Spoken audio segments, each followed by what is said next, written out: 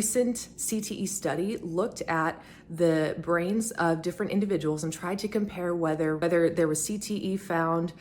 specific to repeated head injuries in football versus repeated head injuries in non-football sports compared to individuals who did not compete, who did not play in any sports where they were exposed to repeated head injuries. So this study is already extremely biased because they're looking at head injuries as the primary focal point, but on top of that, the reporting of head injuries is something that in the past never really happened. So the concept of trying to control for these factors of who had head injuries and who didn't, it was all based on reporting and based on this difference in basically an overall difference in lifestyle. If someone played a sport that they were very likely supposedly exposed to head injuries playing the sport, then they were categorized in this repeated head injury group. And someone who did not play a sport, someone who did not play football, they were categorized as someone who was not exposed to repeated head injuries. And that was the big difference maker in how these categories were created.